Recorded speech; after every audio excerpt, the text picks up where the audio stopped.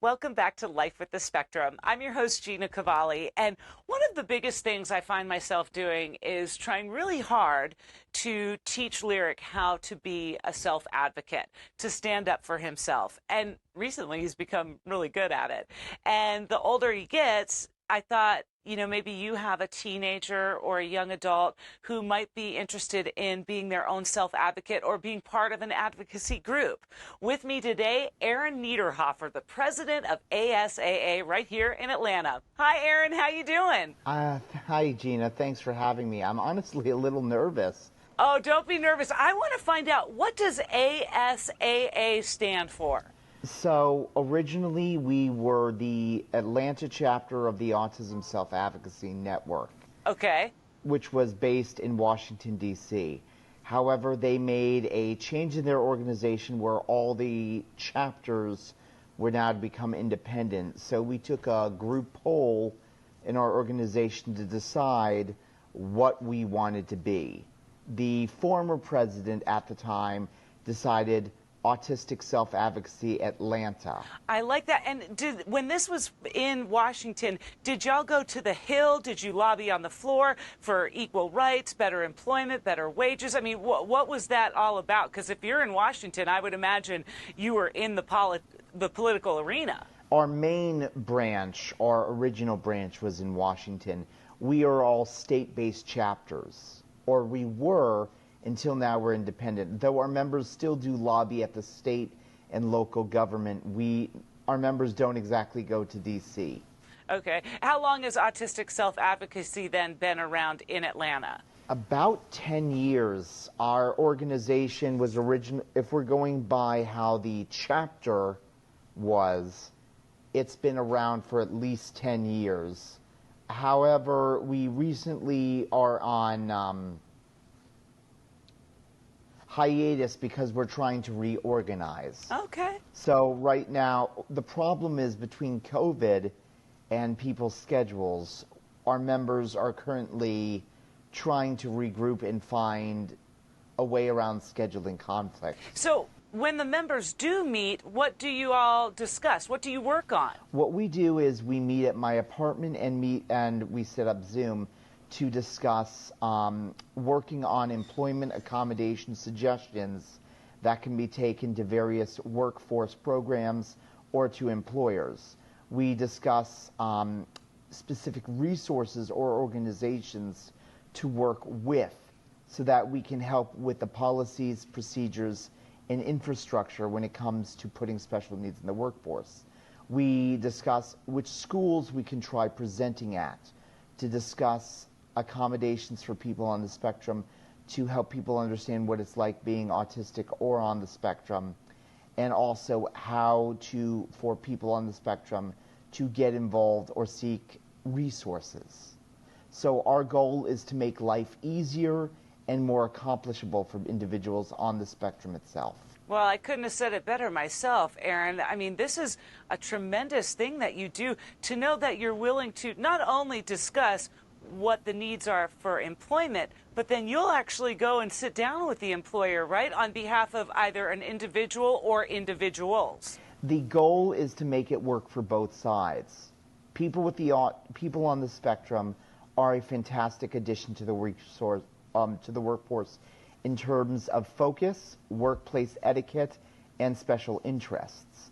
The problem isn't so much hiring people on the spectrum so much as it is retaining them. As long as we can work with different programs in schools to help retain students or workforces to retain workers, we can make it work for both sides and allow both parties to gain the best of the ability. And so the community benefits. How long have you been employed? At my current job, you mean? Yes. About as long as I've been an advocate here in Georgia, 10 years. And when you say the problem is with retaining folks, do you think it's the folks themselves or the companies? It's both. Okay. For me, my company is weary or cautious about people with disabilities. They see it as a distraction. So what I have to do on my end is work with individual members in my workforce to show that I can be a benefit, an asset, a value. However, at the same time, there's also part on my end. I have to maintain professionalism. I can't raise my voice above a certain level. I have to avoid being a distraction or an interruption. I have to focus on necessary topics and not go off topic. So like I said, just as there are benefits for both ways, there are also work to do both ways to ensure that both employer/supervisor and the employee can make it work together by routine, program, behavior, policy, and procedure. Yeah, because there's the whole American Disabilities Act that companies have to follow, so they can't actually deny someone a job, based on a disability unless it was, significant enough that they couldn't perform that job, correct? The problem with laws is that it doesn't stop people from disobeying them. There are loopholes that people try to find away. That is why the goal of self-advocates, especially autism self-advocates, is to work with those employers and show them a way that the individual on the spectrum, the employee, potential or current, can not only be an asset, but won't be a drain, a bother, etc. So working, and what's also important is that it varies. I work with financial professionals. Someone else may work with statistics or a grocery store or a government agency. Jobs vary, people vary, skills vary, and the workforces vary. So just as tailoring a IEP meeting or a behavioral service or a therapist to an individual is required for their development, so too must the case be done for the workforce. But the benefits of it being specially tailored and working out for both sides will show in its results. Sitting with me today, Eren Niederhoffer. He's the president of Autistic Self Advocacy Atlanta. When we get back, we're going to do some trial by fire questions and find out a little bit more about what's to come in 2024. Stay with me. Life with the Spectrum would like to thank our friends at Don's Tree Service. Mention that you heard it here and get 10% off. 770-413-TREE. If you'd like to have your business name here, reach us at gcast.com. Welcome back to Life with the Spectrum. I'm your host, Gina Cavalli. With me today, the beautifully talented and brilliant, smart gentleman, Eren Niederhoffer. I just adore you. You're the president of Autistic Self Advocacy in Atlanta. You've worked a long time. Now, I wanted to do some trial by fire questions. Like, did you go to college? I was originally going to go to the University of Tuscaloosa in Alabama. However, my parents and my coordinator at the time recommended Marshall University. So I went to Marshall for 4 years, where I learned to have a passion for physical fitness, networking, and it was actually where I first got my public speaking training. But I graduated with a major in finance, minor in economics. And do you drive, Eren? I will say there are plenty of people who drive better than me, but I am able to drive, and I often carpool my friends to some of the socials that I host. Oh, wonderful. And, well, we'll get back to those socials in just a second. And do you live alone, or do you live at home with your parents? Neither, actually. I have 2 roommates, and I live in an apartment. It's my 3rd apartment, and we've been able to hold said apartment down for 5 years. That apartment is also where our chapter is headquartered, shall we say. Okay, awesome. And Eren, getting back to when you said you had some socials that you like to carpool with your friends to, talk to me. Are these social events through Autistic Self Advocacy Atlanta, or are these separate? Yes and no. Our members that host the socials are members of ASAA. So I found something interesting, and I'm trying to work with some schools or programs to see if we can implement this on a teenager, on the level for teenagers, not just young adults, etc. But I found that socials that carry its rules, regulations, and stuff that can allow people on the spectrum to meet up would allow them to expand interests, build their social skills, learn the unspoken rules of social etiquette, and more importantly, have something to do outside their house or apartment. I was actually inspired by my mother, the former president of the National Association for Women Lawyers, who used to, while I lived with her, have a Sunday brunch bunch where she and several women, all of whom were basically powerhouses of their own, got together for cheese, crackers, and wine. And I have been trying to replicate that. I was able to on a smaller scale, but now I realize, as I saw how so many people on the spectrum were able to make friends with people off the spectrum, were able to learn social skills, expand their interests, and also try different foods, especially for potlucks. I realized that if I could mentor people on the spectrum to learn to be event hosts of their own, this is its own form of autism self-advocacy, community building. I love Use that. autism-based socials, but not by one held by a program manager like, say, Spectrum, JFCS, or others, although what they do is very valuable to the community, and I really cannot thank Claire Dietz enough. Having people on the spectrum set up their socials to draw people in, autistic, Asperger's, and people who are neurotypical, bringing these people together is its own community building that can be done outside a program. Do you think, now that you mention this, okay, so I hold these events once a month called Table Talk, right? Claire Dees is my partner. I'm going to one. You're coming up to the next one, and I think you're just going to have a lovely time.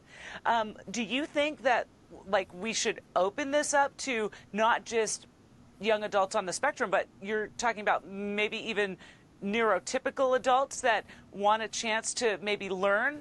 Part of the goal of autism self-advocacy isn't just building people on the spectrum up, it's building them to be equal to the neurodivergent, to the neurotypical community. It's about equality. It's about building, more importantly, for us to be heard, people have to listen. Part of the goal for people on the spectrum isn't just to speak to other autistics. It's to speak to the people or not, for them to hear our voice, to learn that we are people. So whether we speak at Mercer, whether I speak at Mercer University, whether I speak at the CDC, whether I speak at a church or college, you name it, the purpose is to speak to both neurodivergent and neurotypical. The bridge for advocacy to truly work, it must be heard, must be experienced by both sides. For people to be equal, we have to be able to interact together, work together. And that's why my socials involve autistics and non-autistics, because it involves that equality. And I think for your program, maybe some college students who are studying psychology or sociology, maybe some who are involved in special needs programs. My suggestion was to bring a small number, so it won't be overwhelmed, but get people on the spectrum and people off the spectrum, the neurodivergent, neurotypical, an opportunity to intermingle. I mean, are you autistic? No, but you're working with me, an autistic, and you're working with people on the spectrum. So already there's a bridge between the neurodivergent and neurotypical. Why not take that on a different level, you're up top? What about on the bottom level, from the ground up? The community, people in the community coming together. Differences, uniting people, rather than dividing. Yeah, I agree with that. You know, I always say my son has feelings, my son has a voice, my son deserves to be heard, and as he continues to grow, one of my biggest jobs as his mom is to continue to help him with his self-advocacy. And he is doing so great, Eren. He will walk up to both Brian and I, my husband, and say, "Mom, hold on, I have something to say." And that means the world to me. You know, oftentimes I feel, like you just said, that being neurodivergent means like you're less than someone else, or that you know, you don't have feelings or you don't have a voice, but that's so untrue. And if people would just take the time to listen and really listen, because the art of listening is truly an art. Everybody can say, oh, I'm listening to you, but they're not. They're a million miles in different directions. So I love that you're really wanting to bring people together, and I think that you're off to an amazing start. How do you want it, what do you see happening for ASAA in 2024, Eren? I see our individual members working with different communities to build social opportunities. Right now, I'm the only one who has these scheduling available for these panels and public speaking. That's why I'm trying to join the boards of some organizations to find and mentor people who are neurodivergent so that they can find the ability and talents within to have their voices heard. But for the community ASAA, mostly it will be through community socials, basically building social opportunities across Atlanta to draw different people in, have these people interact, share ideas. For example, where was it? About 3 weeks ago, maybe 2, my memory's a bit hazy, we held a nice, lovely social at an Indian restaurant. I had coupons for everyone. What happened there was we had 2 groups of women who were not on the spectrum. One was from the Shepherd Center. One was a community event organizer / counselor, I believe. We had, in addition to a fantastic dinner, we had everyone bring up their interests. We had these people bring up their suggestions for social activities. We had the Shepherd Center present an opportunity for people to take part in research panels to help businesses better troubleshoot some of their services. Basically an opportunity for everyone to mix business and pleasure in a way that benefits all. So if we can get local organizations or local businesses to come to said autism socials, present, interact, intermingle, it would be a better way of building the bridge between the neurotypical and neurodiverse community. And for 2024, I think the goal will be intermingling and bridges built through lunch and dinner socials in which everyone has a chance to speak while having something delicious to eat. Well, I can't wait for you to come to Table Talk. I think you're just going to have an amazing time and meet some amazing people. One actually has a degree in psychology. You had mentioned psychology. Yeah, his name is David, and he'll be there, and he's truly a delightful human being.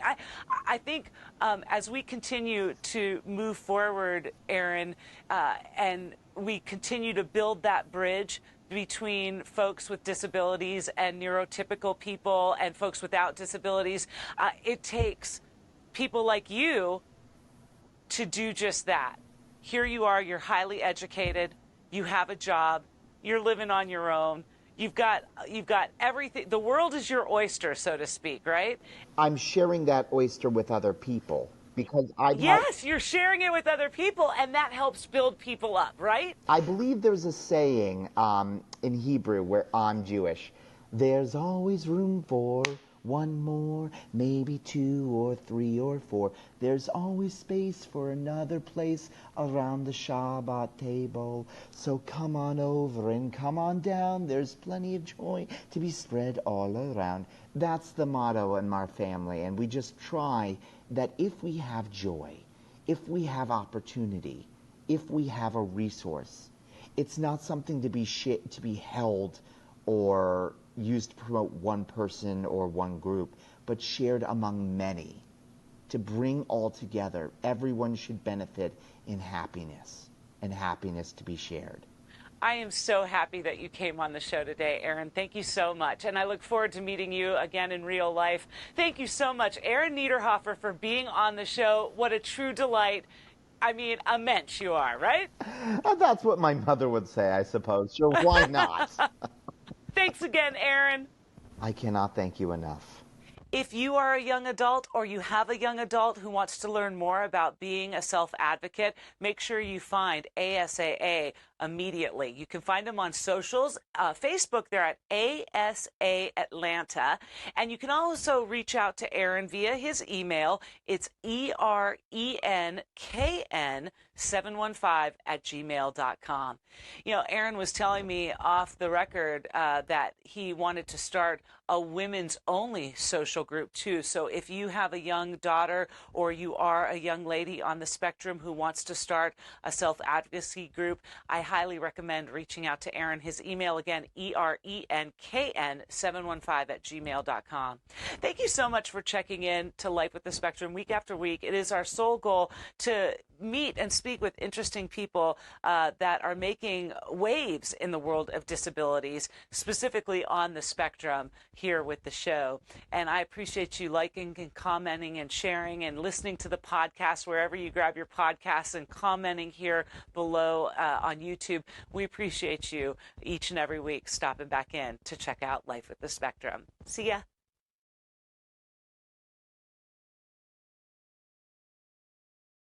Bye.